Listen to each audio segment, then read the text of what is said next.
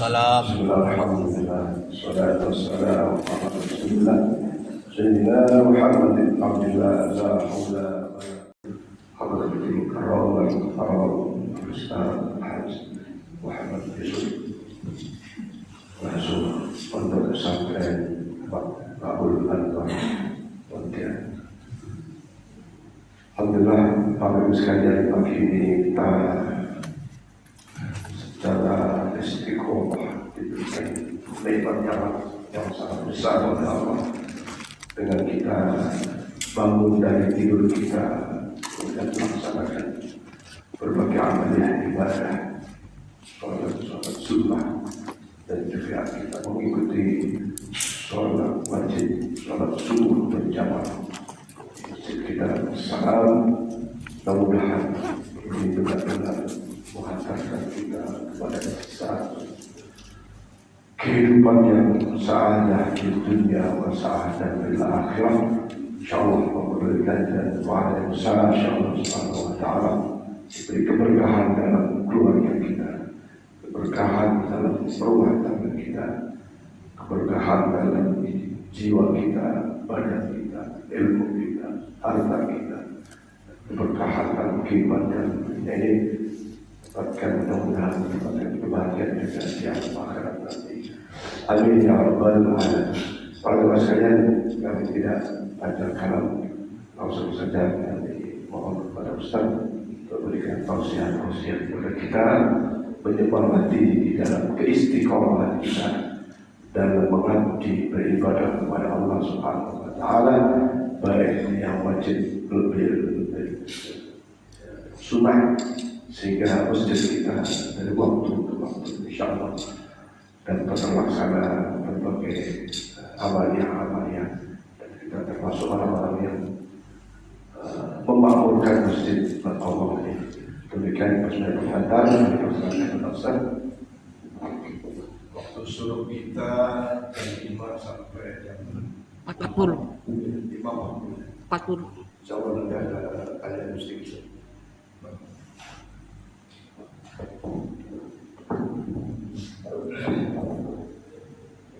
Assalamualaikum warahmatullahi wabarakatuh. Waalaikumsalam warahmatullahi Alhamdulillah. Alhamdulillahilladzi arsala rasulahu bil huda wa dinil haqq lidhhirahu 'ala dini kullihi wa kafa billahi shahida. Allahumma shalli wa sallim 'ala sayyidina Muhammad wa ala alihi wa ashabihi wa man tabi'ahum bi ihsan ila yaumil mi'ad. Amma ba'du, hadirin wal hadirat rahimani wa rahimakumullah. Alhamdulillah, pada kesempatan yang mulia ini kita masih diberikan kenikmatan yang begitu besar, kesempatan yang sangat luar biasa, yang barangkali tidak semua daripada kita yang merasakan kenikmatan ini. Begitu besar juga kebaikan dan pahala yang diberikan oleh Allah Subhanahu wa taala bagi siapapun mereka yang senantiasa istiqamah untuk senantiasa selalu berada di jalan Allah Subhanahu wa taala. Dan kita berharap kita adalah orang-orang yang senantiasa terus-menerus istiqamah sampai akhir daripada hayat kita.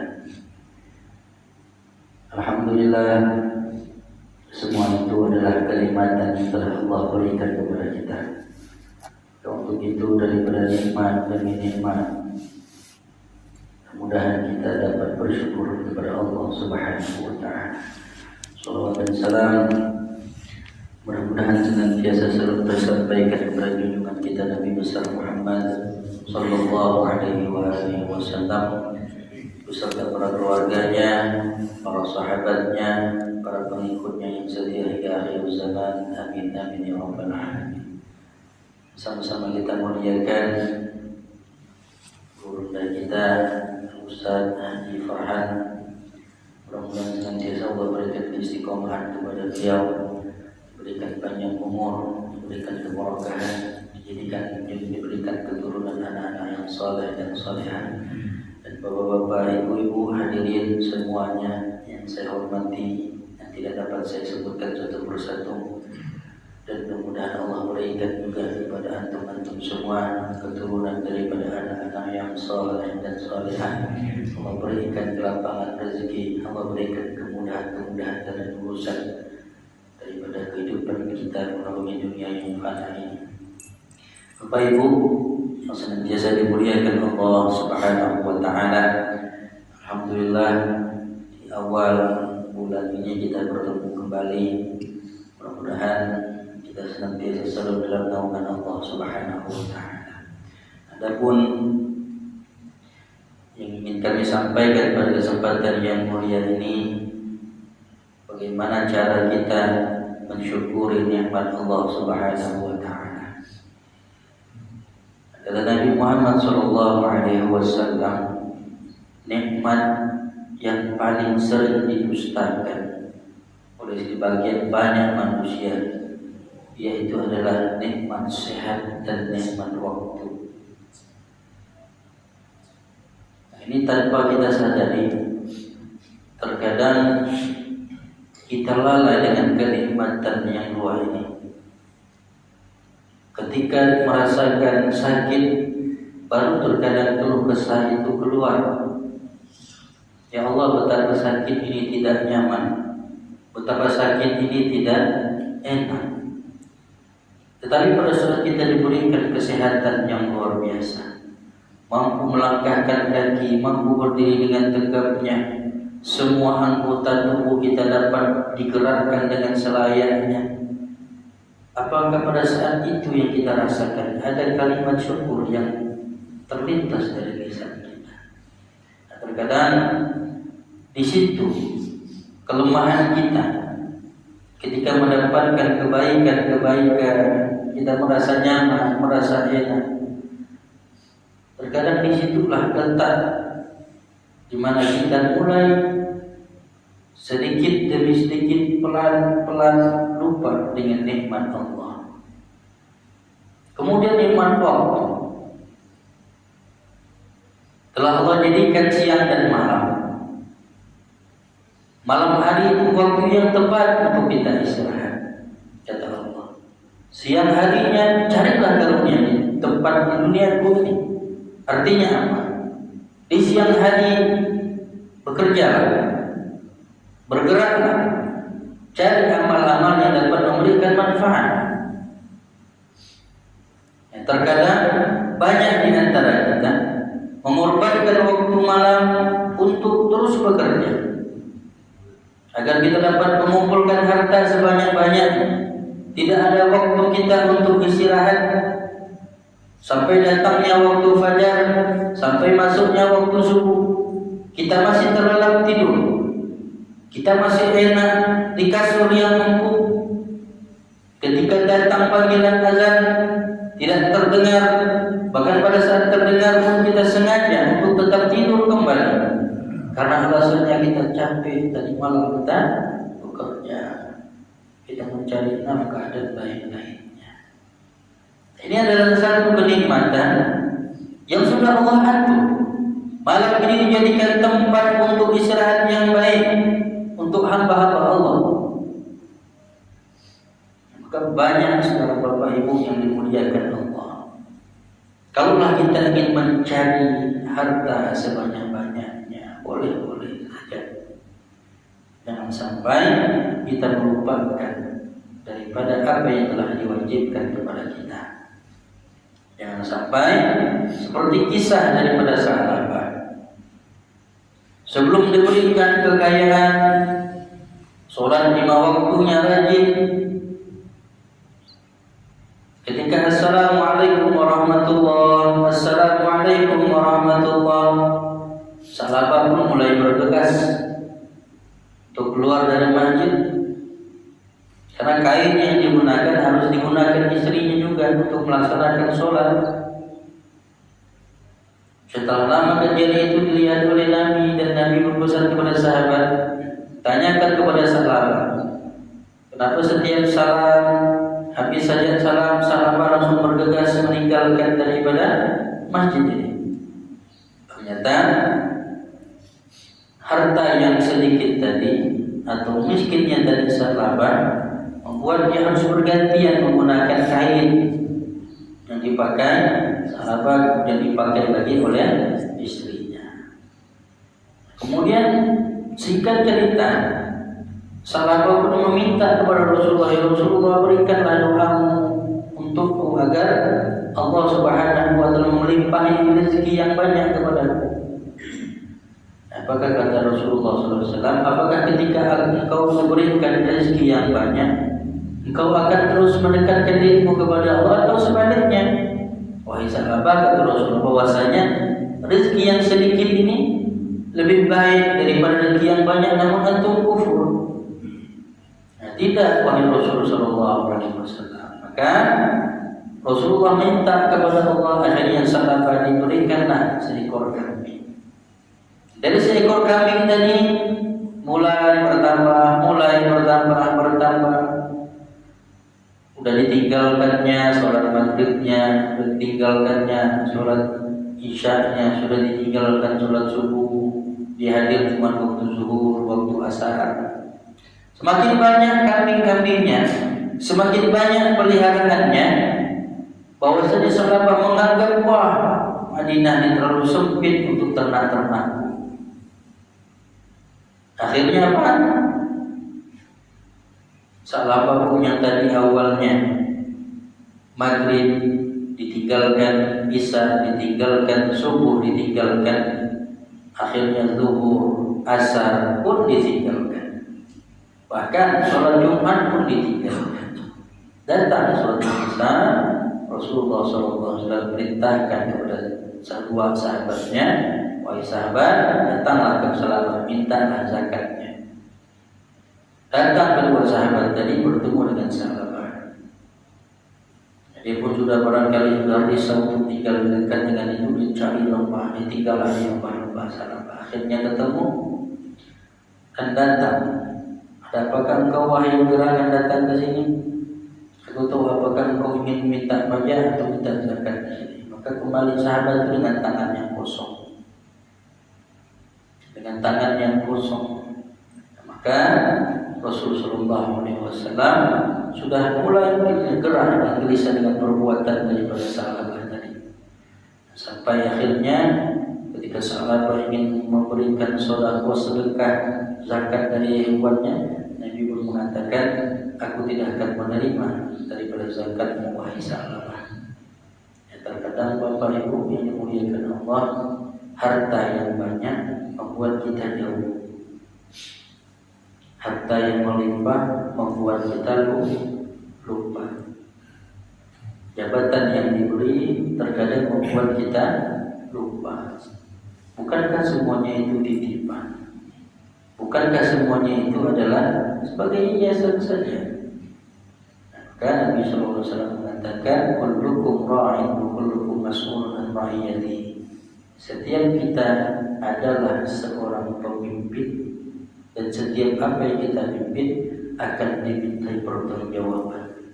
Bahwa semuanya tidak akan pernah luput daripada catatan Allah Subhanahu wa taala. Kalau kita bersyukur terhadap nikmat Allah, apa kata Allah dalam Quran surah Ibrahim? La in syakartum la azidannakum wa la in kafartum inna 'adzabi lasyadid. Kalau kita bersyukur kepada nikmat Allah, la'azidannakum, akan Allah tambah. Wala in kafartum, apabila sebaliknya kita kufur nikmat, inna 'adzabi lasyadid, sungguhnya azabku sangatlah pedih kata Allah. Nikmat demi nikmat ini luar biasa. Kalau hari ini ada saudara kita, ada tetangga kita, orang-orang terdekat yang tinggal serumah dengan kita, yang hari ini terbaring lemah, sakit, yang biasanya mampu menghirup udara yang segar, mampu ke sana kemari, setelah diberikan nikmat sakit, terkadang ada orang yang tidak kuat menahan daripada nikmat tersebut. Selalu mengeluh, selalu beranggapan bahwasanya dialah yang paling menerima kesengsaraan itu.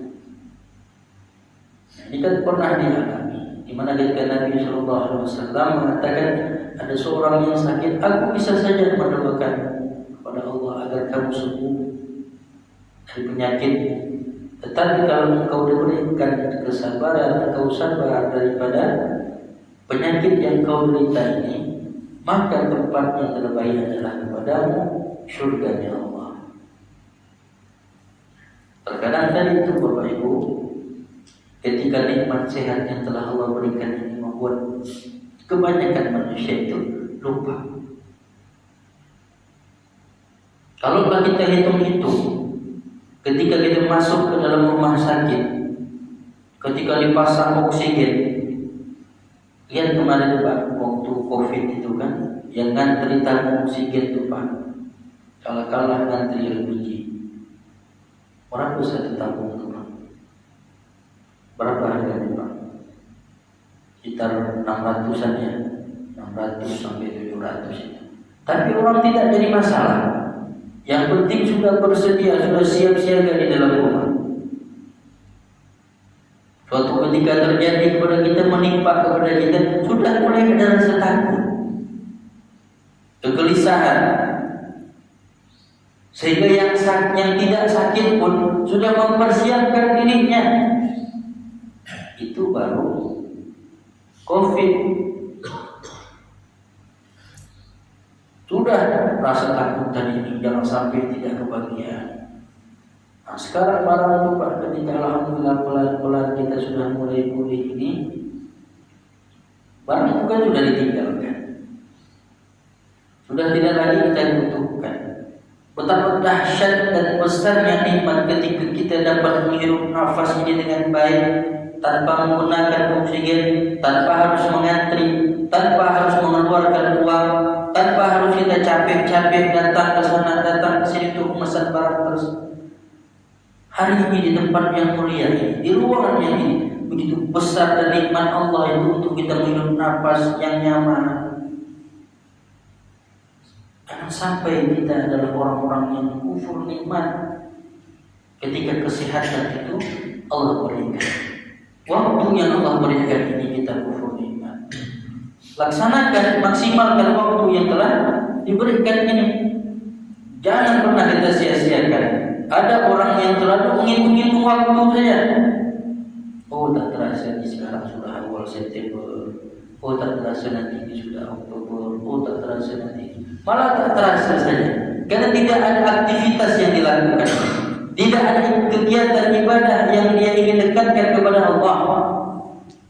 Itulah orang-orang yang merugi. Wal 'ashr innal insana lafi khusr. Demi masa, sesungguhnya manusia dalam keadaan rugi. Makanya banyak sumpah Allah dalam Al-Quran. Wal fajar, demi waktu fajar. Wal laili, demi waktu malam. Jangan kita sia-siakan. Jangan pernah kita anggap enteng masalah waktu ini. Jangan pernah kita merasa waktu yang ada pada hari ini, kesempatan yang telah Allah berikan hari ini, ini adalah kenikmatan yang sangat besar, kenikmatan yang sangat agung. Waktu yang sering dilalaikan dan dilupakan oleh sebagian banyak manusia. Maka ketika Nabi SAW mengatakan dalam hadisnya, ketika turun hujan itu, orang-orang yang senantiasa mensyukuri nikmat Allah, dia mengatakan ini adalah nikmat Allah. Tapi bagian orang yang kufur terhadap nikmat, oh pantasan tadi itu sebelum hujan ada tanda-tanda ini, tanda-tanda itu. Nah, mengatakan seperti itu adalah tanda-tanda orang yang kufur terhadap nikmat Allah. Apakah hujan, mendung, pasti hujan? Tidak setiap mendung akan terjadi hujan. Makanya selalu berpikir positif. Apapun yang diturunkan Allah pada saat barangkali kita menganggap ini tidak terjadi hujan, ketika turun hujan, ini adalah rahmat Allah. Ini adalah kebaikan yang Allah turunkan kepada kita. Loh, kok ini mendung tidak, tahu-tahu hujan turun. Loh, Ini kok sehat-sehat saja, tahu-tahu kok sudah tidak ada lagi. Nah, itulah kesempatan yang telah Allah berikan kepada kita. Jangan sampai kita kufur kepada kesempatan itu. Kita Allah, sehat bapak itu, sehat ibu itu. Tadi subuh jamaah dengan aku. Tahu-tahu pas balik ke rumah, kita sudah mendengar kabar yang tidak baik. Makanya tidak ada kesempatan yang paling baik untuk nanti selalu kita bersyukur kepada Allah. Bapak Ibu, kalau hari ini banyak orang yang mendustakan, banyak orang yang kufur terhadap iman Allah, sesekali kita perhatikan, jangan pada diri kita sendiri. Sudah sejauh mana kita bersyukur terhadap nikmat yang telah Allah titipkan kepada kita? Sudah sejauh mana kita bersyukur kepada Allah yang telah Allah berikan kepada kita hari ini? Kalau hari ini kita masih mampu ketika waktunya makan, ada orang yang ketika waktu makan dia harus masih mencari ke sana kemari. Kita melihat dari diri kita sendiri dulu. Kita melihat daripada keluarga kita betapa besarnya Allah dan nikmat yang telah Allah berikan kepada kita. Tidak ada tandingannya. Untuk itu terus bersyukur kepada Allah, terus menerus selalu berpikir positif kepada apa yang telah Allah berikan kepada kita. Wa in ta'uddu ni'matallahi la tuhsuha. Sebagaimana waktu kita untuk menghitung, seperti apa cara kita untuk menghitung kenikmatan yang telah Allah berikan kepada kita, tidak akan pernah mampu. Tidak akan pernah merasakan cukup bagi kita untuk menghitung nikmat yang telah Allah berikan hari ini. Cobalah itu. Dari mulai kita tidur sampai bangun lagi, sampai kita melakukan aktivitas lagi. Ketika kita diberikan nikmat sakit, kita hitung berapa pengeluaran sehari ketika kita sehat dengan kita sakit. Betul-betul sekarang kita jangan sampai kita adalah orang-orang yang tidak pandai berterima kasih kepada Allah. Kalaulah ada orang yang memberikan kita sesuatu, pasti kita ingin membalasnya, bukan? Ini tetangga di masa ibu sebelah masa ini dikasih sedekah, pasti dalam hati ini ingin juga pada saat kita punya yang lebih, kita ingin membalasnya. Bayangkan yang Allah kasih ini sudah tidak terhingga. Apakah Allah menuntut untuk membalas? Tidak. Allah hanya minta kepada kita bersyukur. Masih mampu duduk di sini, masih bisa berdiri, masih bisa tidur dengan nyenyak. Banyak Pak orang yang sudah tidak bisa tidur dengan nyenyak. Tadi malam nyenyak tidur di pagi. Alhamdulillah sampai subuh pernah tidur rasanya Ustaz. Tadi malam nyenyak tidur. Alhamdulillah nyenyak Pak Ustaz. Walaupun banyak dipikirkan, walaupun masih banyak kasbonnya nih Pak Ustaz. Nah itu yang membuat kadang-kadang nyenyak tidur. Tapi kita bersyukur kepada Allah. Betapa banyak orang yang tidak mampu memaksimalkan malamnya. Ada apa dengan waktu malam? Lihat Rasulullah di Isra Mi'rajkan waktu malam. Bukan kita habiskan waktu malam kita untuk bekerja. Bukan kita habiskan waktu malam kita untuk bersedekah yang tidak layak. Maka ditanya bangun kita malam sampai melaksanakan sholat subuh sampai subuh. Luar biasa bahagianya. Orang yang mengerjakan sholat isya saja, apa kata Nabi kan? Faka'anna nisful lail. Diibaratkan dia telah mengerjakan sholat malam sepertiga malam, setengah malam, nisful lail. Orang yang melaksanakan sholat subuh faka'anna qomal lail, suatu malam suntuk itu. Itu pahalanya. Minimal kita tadi sudah bisa sholat isya berjamaah, pulang ke rumah masing-masing, ya kumpul keluarga, 9 tidur, persiapan bangun sebelum subuh, ya, tahajud, tutup dengan witir, datang ke masjid, sholat subuh, terus saja istiqomah gitu. Jadi tidak lelah kita untuk mengumpulkan harta yang banyak itu, tidak lelah. Kalaulah harta yang banyak itu adalah jaminan untuk kita bahagia, kalaulah harta yang banyak itu jaminan untuk kita bisa hidup rukun, mungkin kita kejar lah, kita lomba-lomba, kita cari sebanyak-banyaknya. Kalau itu adalah suatu ketenangan yang membuat hidup kita nyaman. Nah, tapi kalau kita tahu, kita paham bahwasannya semuanya itu adalah titipan,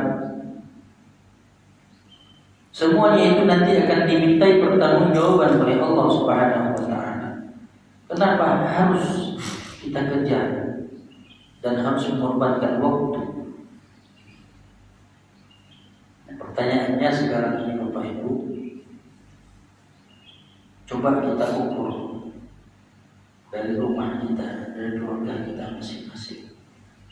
Kita ajarkan kepada anak kita. Kita diberikan mungkin anak yang soleh, anak yang baik. Terkadang kita selalu mengikuti. Dia diberikan misalnya apa yang membuat dia dapat menjadi baik di pandang dunia sehingga mereka lupakan. Kita lupa ajarkan mereka untuk mengenal waktu-waktu sholat yang lain-lainnya. Mereka kita sibukkan dengan urusan-urusan yang lainnya. Mereka memang dapat membanggakan kita, tapi ketika nanti pada masanya mereka sudah tidak lagi dengan kehidupan dunia ini, semua akan menjadi masalah buat kita. Maka untuk itu terlalu banyak yang telah Allah titipkan rezeki nikmat kepada kita. Marilah kita untuk sudah mulai menghitung-hitung, mulai bagaimana kenikmatan itu tidak akan ada duanya, tidak akan pernah ada yang lebih melebihi Allah Subhanahu wa taala yang telah memberikan kepada kita. Kemudian masalah nikmat ini, masalah syukur ini sangat luar biasa. Kalaulah kita mampu sebagai insan menjadikan kita dan syukur, hamba yang pandai bersyukur, maka barangkali tidak ada keluh kesah yang kita dapatkan. Karena kita sudah memaksimalkan apa yang telah menjadi kewajiban kita, apa yang telah menjadi harusnya kita lakukan, sudah kita sesuaikan. Waktunya sholat, waktunya ibadah, kita ibadah, waktunya bekerja, kita bekerja. Ketika panggilan itu datang, kita laksanakan panggilan tersebut. Itu salah satu juga nikmat. Syukur nikmat yang telah Allah berikan. Jangan kita terlalu memaksakan diri sampai kita kufur nikmat. Ketika sudah datang dan masuk panggilan tersebut, datanglah, tunaikanlah. Maka kalau kita tahan cerita kisah, contoh Qarun, akhirnya ditenggelamkan dengan harta bendanya. Qarun ini kan hidup di zaman Nabi Musa, orang yang soleh, bahkan Qarun itu dikenal suaranya bagus. Kalau baca kitab Taurat, Qarun itu adalah memiliki suara yang bagus. Ketika diberikan kekayaan, dititipkan kekayaan, mulai pelan-pelan Qarun sombong. Apa yang dilakukan Qarun? Dia merasa bahwasanya semua ini adalah jeripayanya, kerja keras dia, sampai dia sudah tidak takut lagi dengan Allah Subhanahu wa taala. Sampai dia merasakan bahwasannya dengan hartanya dia bisa melakukan apa saja.